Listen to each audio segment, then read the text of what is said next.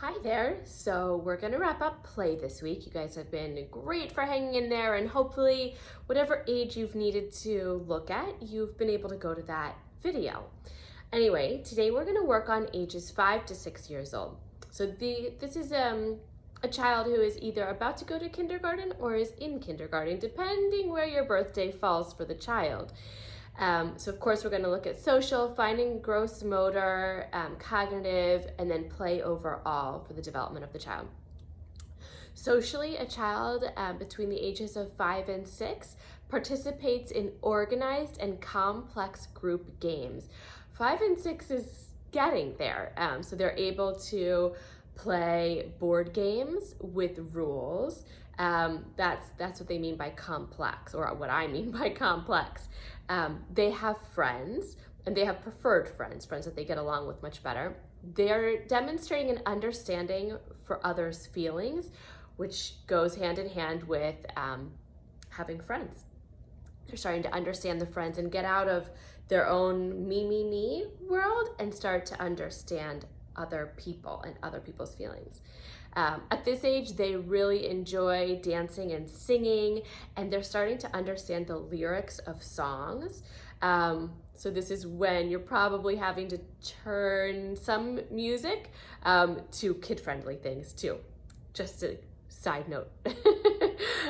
In regards to finding gross motor skills, children, gross motor wise, the big muscles, they are able to kick with accuracy, and they're able to stand on one foot for about 8 to 10 seconds. So this is, if they're understanding more complex games, this is when soccer shots or Little League or any of those ball-based games would be great to get your child involved in. Before that, it's really fun to watch, but it's more like herd ball is what my family always called it. You have all the kids running after the ball at the same time, which is super fun to watch. But this is 5 to 6 is when kids are really starting to understand the sport and the game, like the rules.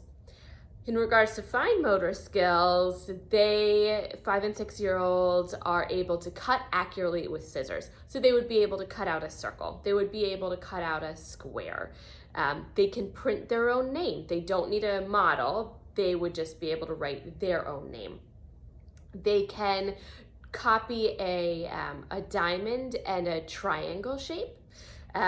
Those are more complex with hard edges, but they're able to copy those.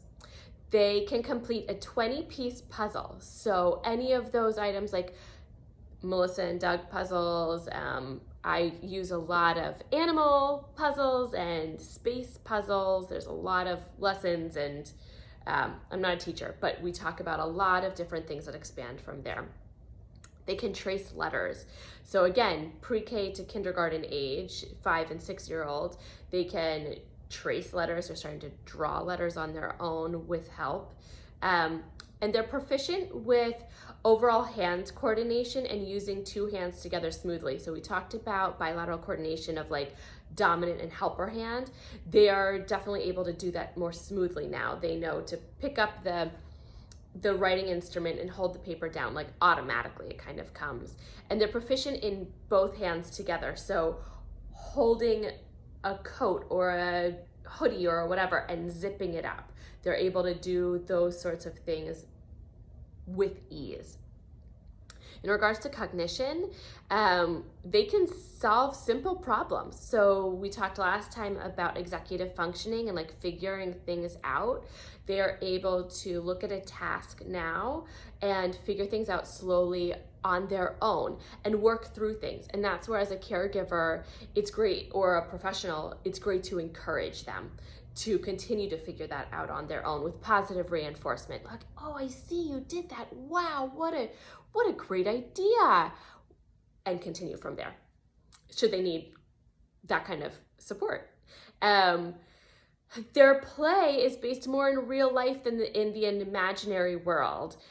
So again, their play is based more in real life, what's going on here, what they see, what they're looking around and observing, than in imaginary world.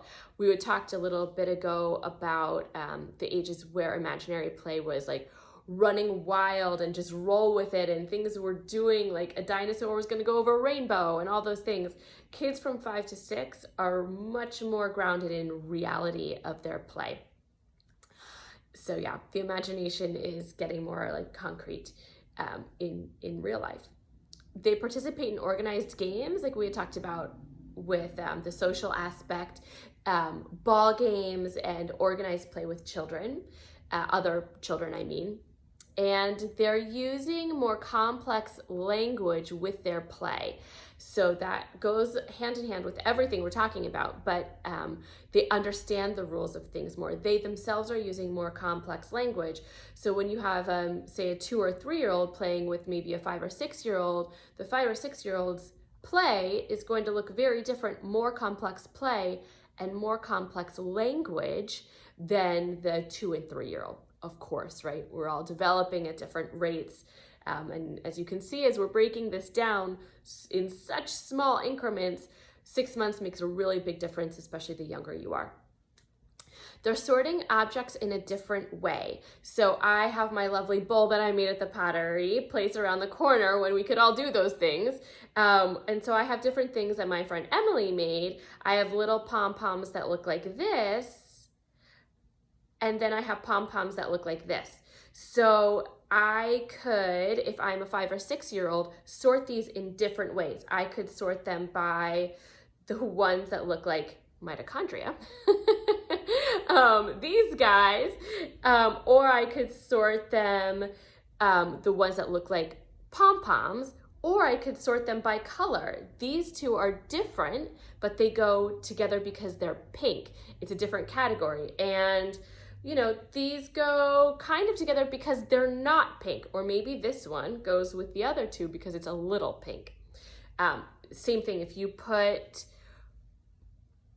letters with different colors together, or if you put, kitchen utensils, like cooking utensils all together, that might be different than like the food that you would put with it. Anything that you can categorize, and you can do that with academics too. I'm just using kitchen things because I can see my kitchen. And they are so cognitive. They are copying elaborate block structures. So if you build something that looks like a little house, they would be able to copy that. Think Lincoln Logs, something like that. I know magnetiles are very popular right now too with children. Wrapping it all together, play. What does play look like at this age? Well, we've talked about it a little bit, but play with rules. That is board games, computer games with rules. Kids at this time are competitive and cooperative with games. In regards to dramatic play, kids are elaborating. They use role play and stories and themes in their play that are all related to occupations or seasons. So this is where if it's Thanksgiving, they're probably cooking a meal. Or if it's a gift giving time, any of the holidays and birthdays, should you celebrate any of those, giving a gift or receiving a gift. Or occupations. I know my sister and I used to play zoo all the time. And zoo for us, because we lived in the middle of nowhere, truly like woods around us. Zoo was when we went out back and we, clearly this is cracking me up, sorry, but we took all kinds of Play-Doh and made it into different looking meats, and then we pretended the animals, we were feeding the zoo animals, so we played that. But that is an occupation I didn't become, is a zoologist or someone who works at a zoo, but my sister and I were fascinated with animals. No animals came to feed on the Play-Doh, but that's all right. But that was about an occupation, and it was based in reality. I'm sure we went to a zoo and saw that and were fascinated, so we wanted to copy that, or we saw it on TV. So they're reconstructing real world play, and the emphasis on reality. What they see, they want to replicate and play and work out in their heads, like how might that work?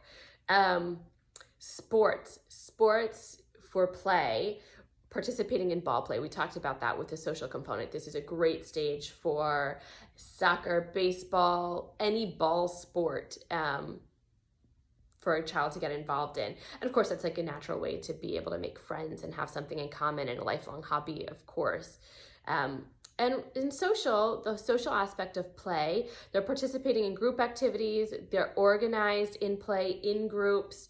The goal of play is winning. So this is where you might see some more meltdowns about, I didn't win. Like they're getting really upset. And that's when you as a caregiver or professional can talk to them about, it's okay, everyone has their time for winning. It is good to be a team player and be happy for the person who has won. Talking to them at this age about not being a sore loser is phenomenal. And so that is play from 5 to 6 years old. Tomorrow we're going to round it out with 6 to 10 years old, and then we're going to do some activities the rest of the week and have dance party Friday. So that is that age group. They're based more in real life, reality, and they're doing what they see. And we'll talk tomorrow about 6 to 10 years old. All right, have a great day. Bye-bye.